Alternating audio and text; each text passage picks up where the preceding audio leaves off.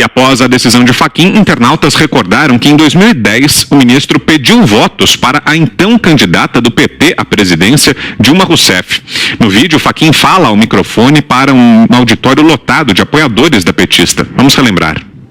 Tenho em minhas mãos manifesto de centenas de juristas brasileiros que tomaram lado. Apoiamos Dilma para conseguirmos juntos na construção do governo que queremos. É o governo que preservou as instituições democráticas e jamais transigiu com autoritarismo. Um governo que não tentou alterar casuisticamente a Constituição para buscar um novo mandato.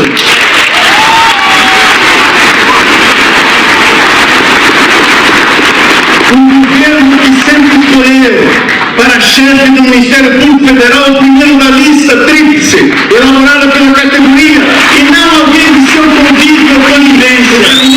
Criar um mercado seguro para os pequenos produtores agrícolas, preferencialmente organizados em cooperativa. Entendemos, portanto, que muito mais que uma candidatura, o que está em jogo é o que foi conquistado. Por isso tudo, declaramos em conjunto o apoio a Dilma Rousseff. É hora de unir nossas forças no segundo turno para garantir o que decidimos. Dia 31 de outubro, votamos Dilma Rousseff para a presidência do Brasil. Então, Luiz Edson Fachin, isso em 2010, durante a tentativa de Dilma de chegar à presidência da República. Mas essa decisão de Fachin não agradou a todos os petistas e integrantes de partidos de esquerda. O advogado Vadir Damus, ex-presidente da OAB do Rio de Janeiro, disse estar contente, mas vê com cautela a decisão do ministro. Estou contente, mas muito cauteloso, porque Fachin descobriu a pólvora hoje. Qualquer estudante de direito sabia que a vara do Moro em Curitiba não poderia julgar os processos do Lula. Ele está livrando a cara do Moro. Ele está decidindo que a vara do Moro não detinha competência territorial, ou seja, o que o MPF fez está mantido. Se Curitiba não era competente, como os procuradores tinham competência para oferecer denúncia, questionou então Vadir Damus. O comunista Orlando Silva afirmou o seguinte: pelas notícias, a decisão do ministro Fachin tem efeito colateral de julgar prejudicados os pedidos de suspeição de Moro nos processos contra Lula. Seria, portanto, um mal menor para a República de Curitiba. Moro e comparsas precisam responder pelos crimes praticados. Essa declaração de Orlando Silva. E aí, Augusto, o que dizer desse vídeo que exibimos e das reações aí de aliados de Lula? Bom, como eu mencionei, né, no primeiro comentário, está aí o nosso Fachin pagando a dívida que tem com a Dilma Rousseff. Foi nomeado por ela. Ele não era nenhum garoto quando ele fez esse discurso. Você acha que alguém, depois dos 50 anos, eu digo até depois dos 30, mas depois dos 50 muda de ideia? Você acha que ele agora não pensa isso da Dilma? É claro que ele pensa. Quer dizer, uma mulher que passou 5 anos sem dizer coisa com coisa, eu nunca entendi uma frase da Dilma. A Dilma é incapaz de completar uma frase no começo, meio e fim. E ele achava que a Dilma era um gênio da raça. Daí foi nomeado por ela, ele tem que ser grato, porque era um advogado de Curitiba. Diz que Curitiba não deveria abrigar a Lava Jato. Curitiba deveria ser poupada aí do Edson Fachin, que morou lá por tanto tempo. Então é o seguinte, os petistas corretamente não gostam da decisão, porque segundo o roteiro padrão do faroeste brasileira, não basta mais você soltar o bandido, tem que prender o xerife. Eles querem que o Moro seja preso, que os promotores da força-tarefa sejam desterrados, que sejam eliminados todos os inimigos do partido que virou bando. Então, só no Brasil, do Lula e do PT, os bandidos têm coragem de querer prender o xerife. Aqui isso acontece. E eles aparecem ainda fazendo o papel de virgem na zona, porque é disso que se trata. Não há um petista que não seja ou uma besta quadrada por acreditar na inocência do Lula ou um comparsa por fingir que não acredita. Bom, e antes de passar para você, Fiuza, para o seu comentário, faço questão aqui de agradecer a nossa excelente audiência. São mais de 135 mil pessoas já nos assistindo pelos nossos canais do YouTube, também pela Panflix, pelo aplicativo da Jovem Pan, a você que está nos acompanhando. Então, muito obrigado, e obrigado também a quem nos ouve pelo rádio. Centenas de milhares de brasileiros nos acompanhando em todo o país também pelas redes Jovem Pan News e Jovem Pan FM. Muito obrigado você que está com a gente aqui nessa noite de segunda-feira. E você, Fiuza, o que dizer desse vídeo que trouxemos aqui? Edson Fachin, antes de ser nomeado para o Supremo Tribunal Federal, pedindo votos a Dilma Rousseff, e essas reações de Vadir Damus e Orlando Silva. Fiuza. O Fachin é uma pessoa coerente, né? Porque ele defendia a candidata de um governo corrupto, que já era visível, né? Visivelmente corrupto naquele momento, né? Desde 2005, no Mensalão, já era visível o governo corrupto. As práticas, então, eram bastante constatáveis, e ele, com toda a convicção, um advogado, né? Defendendo a candidata de um projeto corrupto. Então é coerente que ele não enxergue a corrupção, ou ao contrário, é coerente que ele considere a corrupção do Lula legítima, né? Porque ele sempre achou que as práticas do PT eram boas práticas, tanto que nós o vimos defendendo ali. O ministro Fachin é um simpatizante do MST, que é um movimento violento, né? O ministro Fachin, ele se colocou em episódios recentes aí do Supremo Tribunal Federal de uma forma absolutamente inconsistente sobre o cumprimento da função dele. Eu vou citar apenas aqui a famosa delação do Joesley Batista, que foi homologada em tempo recorde pelo próprio Fachin e depois anulada, porque era, na verdade, parte de um golpe de Estado contra o Temer, né? O Fachin é um personagem central dessa homologação, que não tinha lava-jato, né? Que não tinha perícia, que não tinha nada, né? Quer dizer, aquela delação que depois foi suspensa. O Fachin tomou decisão, por exemplo, monocrática, depois confirmada pelo Pleno, né? Por isso que eu digo, não dá para analisar o Fachin sozinho, né? Ele é representante e respaldado dessa corte, né? Por essa corte. Aquela decisão de constranger, de embargar ações policiais nas favelas do Rio de Janeiro, entregando a população vulnerável ao crime, né? Por conta disso tudo que a gente está vendo aí. Isso aí não é nem ideologia, na minha opinião. Isso aí é uma cartilha que ele segue, né? E seguir esta cartilha, supostamente de valores progressistas, etc., lhe rendeu uma vaga vitalícia, quase vitalícia, né? No Supremo Tribunal Federal. É isso aí, ele está curtindo a vassalagem que prestou ao PT, que é um sinônimo de corrupção no Brasil. Zé Maria. É importante dizer, durante todo o tempo, de que nem o Fachin teve a coragem de absolver o ex-presidente Lula, né? Na verdade, a decisão dele é o que se chama de defesa jurídica. Ele diz, olha, há incoerências jurídicas aqui, mas as provas, na própria nota, ele diz isso sobre corrupção, fala em corrupção e tal. Ele quer dizer o seguinte, que apesar da incoerência jurídica, que é o que ele apega-se ali para cancelar ou anular os processos, foram 4 processos contra o presidente, mas não é absolvição. Portanto, Augusto, você tem toda a razão. Os crimes realmente aconteceram e não existe, como eu insisto, a volta dos que não foram. Ou seja, não se devolve o dinheiro roubado se não houve o roubo. Portanto, já está comprovado, houve o roubo, e para fazer este malabarismo jurídico, o ministro Edson Fachin foi lá na história do foro, né? Se realmente era Curitiba e tal, era, porque a investigação que foi iniciada lá em Curitiba, através de uma delação premiada de um doleiro, né? Acabou levando ao ex-presidente Lula e a outros políticos.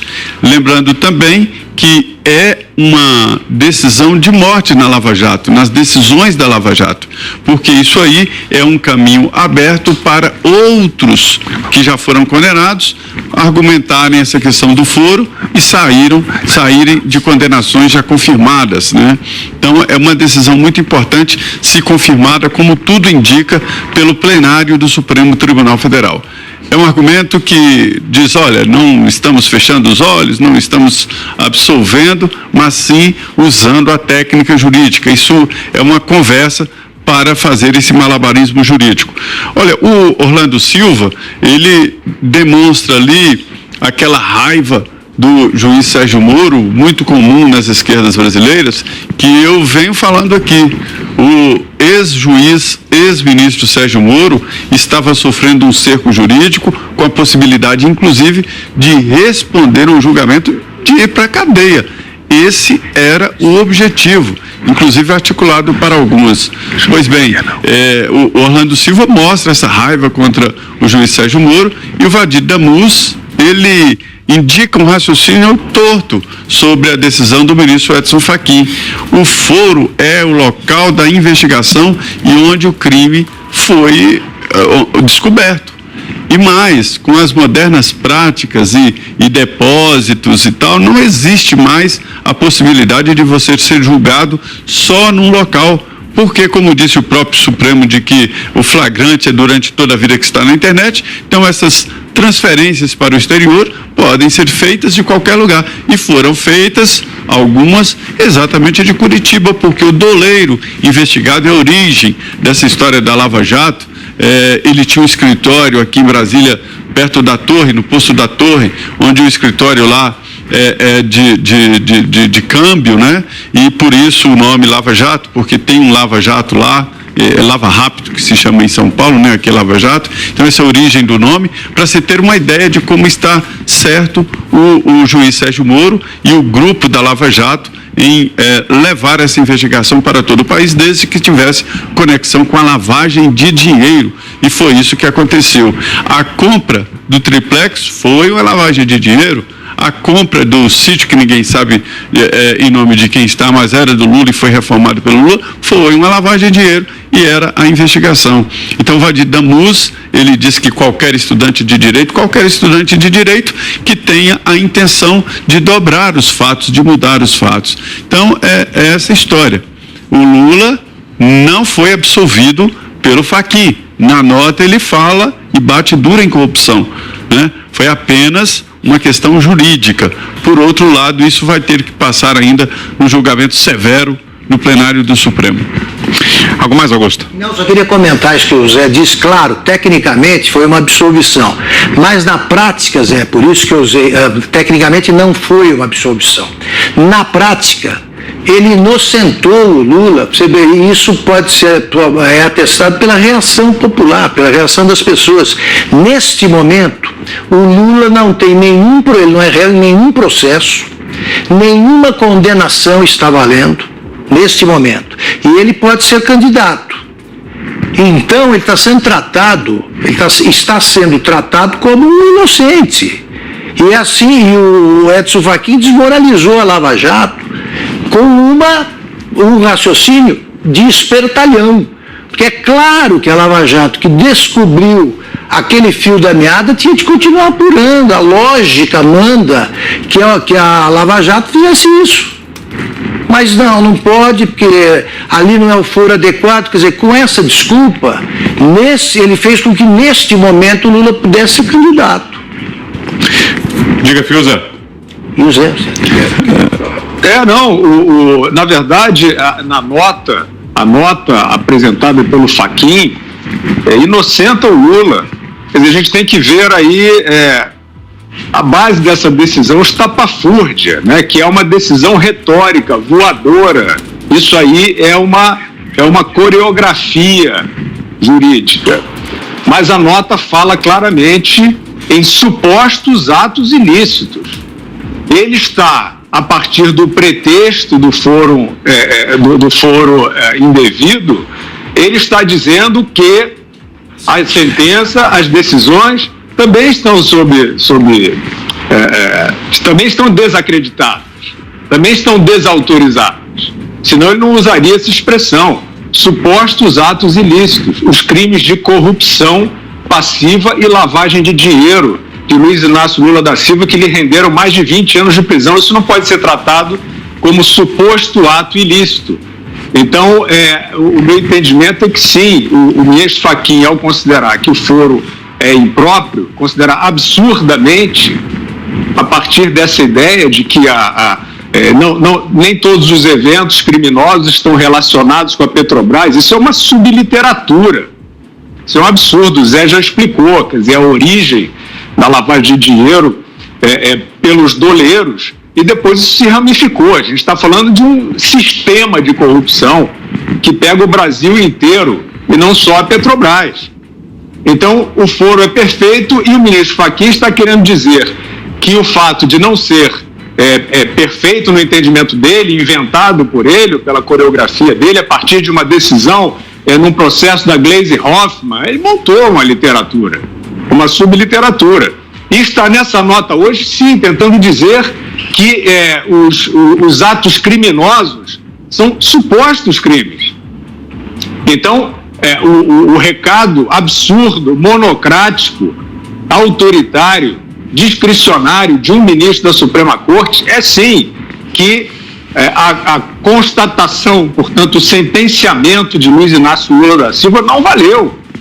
Não valeu. É claro, os outros, os petistas aí, esses tristes personagens, esses parasitas da política brasileira, eles não estão nem aí para o Lula. Nunca estiveram nem aí para o Lula. Aliás, o Lula, quando foi candidato a presidente em 2002, o PT nem queria. O PT queria o Cristóvão Buarque, achava que o Lula não ia ganhar.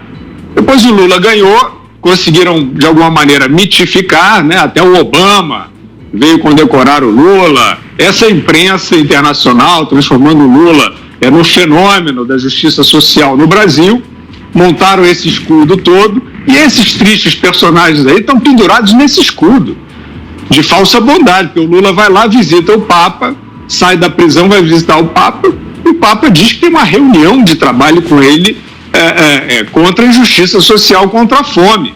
Então isso é um grande lastro, é um grande escudo para os demagogos, para os hipócritas fazerem política, né? Agora, essa decisão, de fato, o ministro Luiz Edson Fachin está desacreditando a instituição da justiça brasileira, da 13ª Vara de Curitiba, do Tribunal Regional Federal da 4ª Região e também do Superior Tribunal de Justiça, onde um dos casos chegou. Ele está desautorizando todas essas instâncias, como se ele pudesse, no meu entender, não pode.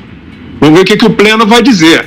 Mas o ponto dele é, sim, que esses crimes foram mal sentenciados por conta desta literatura aí de foro indevido. Diga, Zé. É uma situação muito difícil de acreditar. É um cavalo de pau na vida jurídica, na vida política do país, né, com várias abrangências. E na nota lá, o ministro Edson Fachin diz claramente de que houve, viu, Fius? Nem ele, né, que tomou essa decisão, teve a coragem de dizer que não houve atos de corrupção, e ninguém pode dizer que não houve. Houve sim, houve roubo sim, houve devolução do dinheiro roubado, houve delação premiada, ninguém confessa o que não aconteceu, a não ser sob tortura, claro, e lá não existiu isso na Lava Jato. A Lava Jato foi um ato perfeito. A 13ª Vara já está mandando para a Justiça aqui de Brasília todos os atos por determinação dessa determinação louca aí do ministro Edson Fachin. Então, é uma nova realidade jurídica e política no país. Uma decisão que nos leva até a ficar descrente na própria justiça.